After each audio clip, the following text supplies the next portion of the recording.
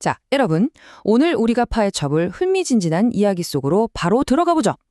이번 에피소드에서는요, 그저 평화롭게만 보이던 미시시피 강이 얼마나 순식간에 치명적인 함정으로 돌변할 수 있는지 아주 생생하게 따라가 볼 겁니다.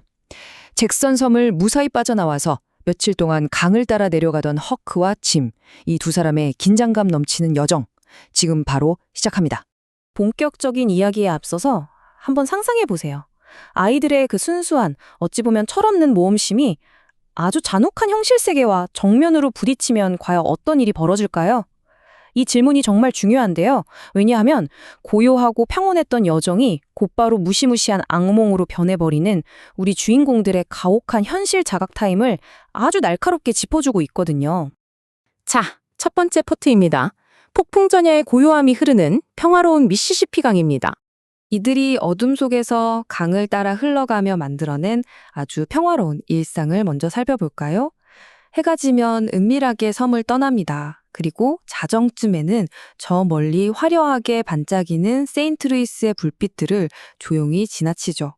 동이틀 무렵이 되면 거대하게 굽이치는 강기슭에 안전하게 뗏목을 묶고 숨어듭니다. 정말이지 그 누구의 방해도 받지 않는 완벽하고 고요한 일과였죠. 게다가 이 뗏목 위 생활을 들여다보면요, 진짜 기가 막히게 잘 준비해놨어요. 비바람 막아줄 아늑한 움막은 기본이고요. 증기선이 지나갈 때 치는 파도에 물건 젖지 말라고 바닥도 높게 깔아뒀습니다. 궂은 날씨에도 불을 피울 수 있게 흙으로 화덕도 만들었고, 비상용 노에다가 다른 배들한테 신호 보낼 랜턴까지. 그러니까 이 뗏목은 그냥 나무 판자가 아니라 웬만한 날씨는 다 견뎌낼 수 있는 엄청나게 기능적이고 안전한 그들만의 요새였던 거예요. 하지만 두 번째 파트, 이 강이 치명적 함정, 바로 폭풍우 속의 난파선이 등장하면서 모든 게 뒤바뀝니다. 그 평화가 진짜 한순간에 산산조각 나버리거든요. 엄청난 폭풍우가 몰아치는 칠흑 같은 어둠 속에서 번개가 번쩍하고 치는데 강 한가운데 암초에 걸려서 기괴하게 기울어진 난파선, 월터 스코토가 떡하니 나타난 겁니다. 강물은 막 소용돌이 치고 배는 금방이라도 부서질 것 같았지만 모험에 목말라 있던 어린 허크에게 이 불길한 장애물은 도저히 뿌리칠 수 없는 엄청난 유혹 그 자체였던 거죠. 그래서 세 번째 파트로 넘어갑니다. 모험심과 생존 본능의 충돌, 톰 소여 흉내내기입니다. 와, 여기서 이 아이의 오만함과 호기심이 기본적인 생존 본능을 완전히 압도해버려요. 허크와 짐의 입장이 진짜 극명하게 갈리거든요. 허크는 난파선을 보자마자 우와, 모험이다, 전리품 챙기자 하면서 순진하게 흥분하는데 반대로 어른인 짐은 안 돼, 너무 위험해, 경비원이 있을지도 몰라, 제발 그냥 가자 라면서 지극히 현실적이고 당연한 공포를 느끼고 있죠.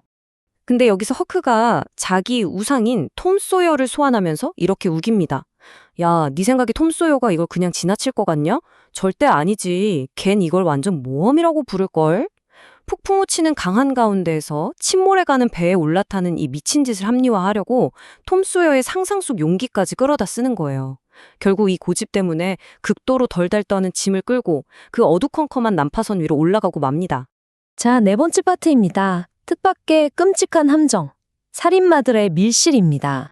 어둡고 미끄러운 난파선에 딱 올라탄 이 두 사람.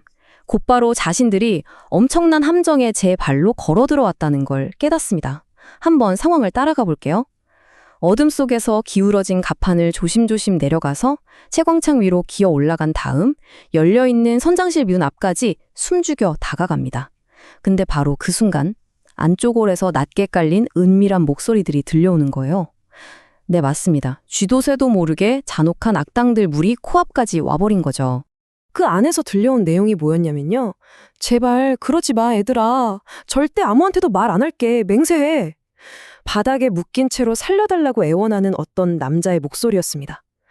이 순간 이야기 분위기가 확 얼어붙습니다. 허크가 짐은 그저 버려진 배에서 신나는 모험을 하려던 것뿐인데 졸지의 끔찍한 살인 현장의 목격자가 돼버린 거예요.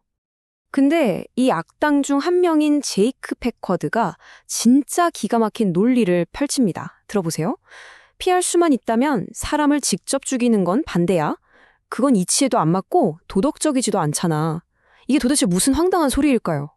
그러니까 동료를 총으로 쏴 죽이는 것보다 가라앉는 배에 묶어두고 서서히 물에 빠져 죽게 내버려 두는 게 자기가 볼 땐 더 도덕적이라는 거예요. 정말 소름 돋게 왜곡된 사고방식이죠. 이 살인마들의 진짜 치밀하고 악랄한 계획은 이렇습니다. 먼저 남은 객실을 모조리 털고 훔친 물건들을 자신들이 타고 온 작은 배에 싣습니다. 그러고 나서 이 난파선이 폭풍 후에 완전히 부서질 때까지 한 2시간 정도 느긋하게 기다렸다가 묶여있는 동료가 자연스럽게 물에 빠져 죽게 놔둔다는 거예요. 배가 침몰하는 자연현상을 이용해서 강물이 대신 살인을 저지르게 만든다니 진짜 숨막히는 시한폭탄 같은 상황 아닙니까? 등골이 서늘해지는 이 엄청난 위험을 깨달은 허크.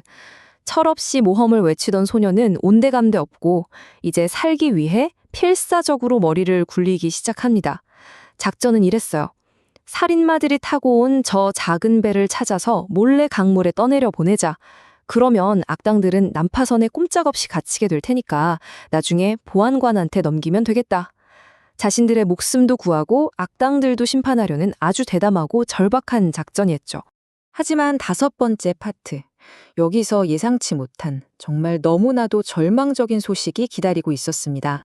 탈출 계획을 실행하려고 칠흑 같은 어둠 속을 막 뒤지는데 뗏목이 있던 곳을 확인한 짐이 사색이 돼서 헐떡거리며 절규합니다. 맙소사, 뗏목?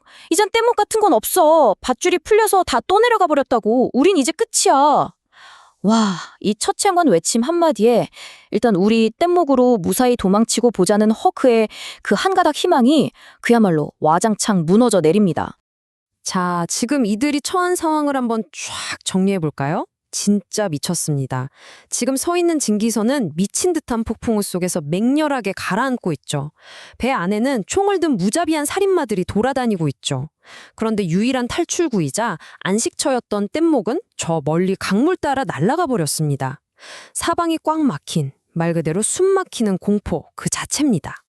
그래서 오늘 해설의 마지막을 장식할 궁극적인 질문이자 엄청난 클리프행어가 바로 이겁니다. 가라앉는 배, 피도 눈물도 없는 살인마들, 사라져버린 뗏목, 그리고 사방을 둘러싼 어두운 강물. 도망칠 곳 하나 없는 이 최악의 밀실 같은 악몽 속에서 과연 허크와 짐은 어떻게 살아남을 수 있을까요? 다음 이야기가 너무너무 궁금해지시죠? 오늘 준비한 흥미진진한 작품 해설은 여기까지고요. 다음 에피소드에서 이들의 운명이 어떻게 될지 꼭 확인해 보시기 바랍니다. 끝까지 함께해 주셔서 감사합니다.